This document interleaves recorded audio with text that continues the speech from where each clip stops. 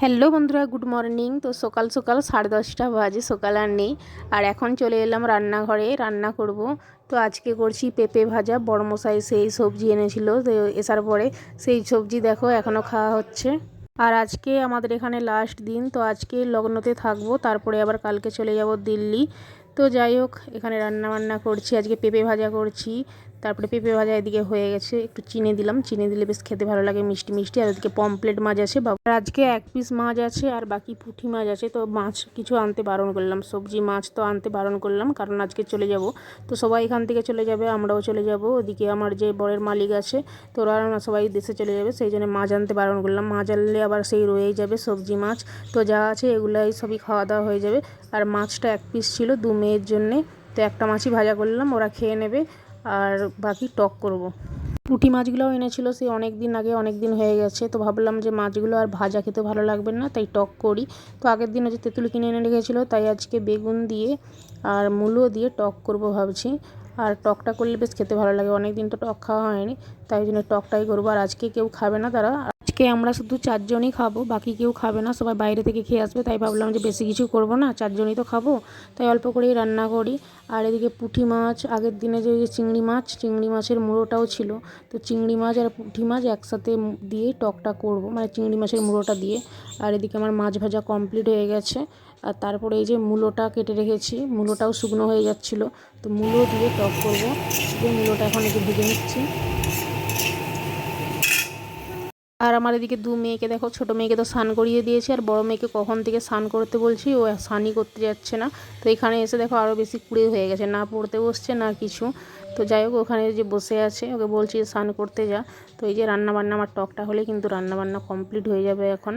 আর একে একে সব মাছগুলো দিয়ে দিলাম, মূলোটা লাস্টেই দেবো। আর বেগুন আজকে ভাবছিলাম দেবো, কিন্তু বেগুন আর দেওয়া হলো না, তো এমনিই টক বানালাম। আর টক এখন এই যে কমপ্লিট, মানে নতুন তেঁতুলের টক বলে, তো টকের কালারটা এরকম হয়েছে ঝোলের মতো। আর এখানে কিন্তু পুরনো তেঁতুল পাওয়া যায় না, নতুন তেঁতুলই পাওয়া যায়। তো যাই হোক, নতুন তেঁতুল দিয়ে টকটা বানালাম। আর এদিকে বসিয়েছি ভাত, আলু বেগুন ভাতে দিলাম। তো এই হচ্ছে আজকে রান্নাবান্না। তো এদিকে রান্নাবান্না রেডি। টকটা, এই যে টকের কালারটা দেখো, আজকে কিন্তু একদম মাংসের ঝোল লাগছে টকটা দেখে, আর তেলটাও বেশি হয়ে গেছে। তো যাই হোক, রান্নাবান্না তো কমপ্লিট, এখন মেয়েদেরকে ভাত দেবো, ভাতটা বেড়ে নিলাম। আর ভাত বেড়ে 2 মেয়েকে দিয়ে দিলাম। তারপরে এদিকে বড়মশাই এখনও আসেনি, বড়মশাই আসলে এদিকে খেতে বসবো। তারপরে আমি আজকে তাড়াতাড়ি রান্নাবান্না করে খেয়ে দিয়ে আবার গোছাতে হবে, কালকে সকালবেলা ভোরবেলা একদম ট্রেন আসে। তো বড়মশাই আজকে অনেক কাজ ছিল, তার জামা প্যান্ট ধুয়েছিল সব ওয়াশিং মেশিনে, তো সেগুলো রোদে মিলে টিলে দিয়ে আসলো। আর শুকনো হলে ওগুলো আবার বিকালবেলায় সবই গুছাতে হবে। তো যাই হোক, তারপরে বড়মশাই চলে আসলো স্নান করে, তাও তাকেই খেতে দিলাম। আর আমি ওইদিকে খেতে বসলাম। দেখতে দেখতে লগ্নতে অনেক দিন চলে আসলাম, প্রায় 22 দিনের মতো হয়ে গেল। তো এবারে বাড়ি ফেরার পালা। মেয়েদের তো অনেক দিন পড়াশোনা বন্ধ হলো, তো বাড়ি যেতে না যেতেই আবার 1 মাস পরে পরীক্ষা, সেই জন্য তাড়াতাড়ি চলে যেতে হবে। আর এখন সব খাওয়া দাওয়া করে জামা কাপড়গুলো শুকনো হয়ে গেলেই গুছিয়ে নেব। তো তারপরে খাওয়া দাওয়া করে দুপুরবেলায়, সন্ধ্যেবেলার ভিডিও করতে পারিনি, তো জামা কাপড় গোছানোর ছিল। আর এখন পরের দিন সকালবেলা ভোর 4টে বাজে। তো এখন এই যে আমাদের টিকিট আছে, মানে 6:30টার সময় আমাদের ট্রেন আছে। তো জামা কাপড় গুছিয়ে রেখেছিলাম, এখন এই যে কয়েকটা জামা ছিল ওগুলাই গুছালাম। আর রেডি হয়ে গেছি, রেডি হয়ে চলে আসলাম স্টেশনে। ট্রেনও চলে আসলো দেখো, আমাদের এই ট্রেন ধরে শতাব্দী এক্সপ্রেস।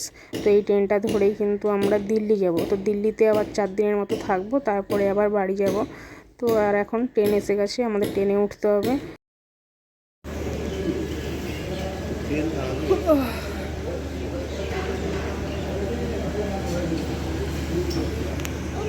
ট্রেন তো চলে এসেছিলো, ট্রেনে উঠে পড়লে আবার ট্রেনটা দেখো কত সুন্দর, একদম মানে প্লেনের মতো ছিল ট্রেনটা। আর ভোরবেলা থেকে উঠেছি, ঘুম নেই চোখে, সবাইকে এত ঘুম পাচ্ছে, কিন্তু কিছু করার নেই, তো উঠতে তো হবে, ট্রেনে যেতে তো হবে, তাই না। তো এই যে বসে আছি, এখনও কিন্তু জলের বোতল দিয়ে গেছে, এই ট্রেনটায় খাবার দেবে, নাস্তা দেবে, কিন্তু দুপুরের খাবার দিল্লিতে গিয়েই করব, এখানে ট্রেনেতে দেবে না। তো যাই হোক, তারপরে নাস্তা টাস্তা দিয়েছিল, আর খাওয়া দাওয়া করে চলে আসলাম এই যে দিল্লিতে। তো স্নান টান করে চলে আসলাম, এটা আমার মামাদের বাড়ি, মামার ফ্ল্যাট, ছোটো মামার।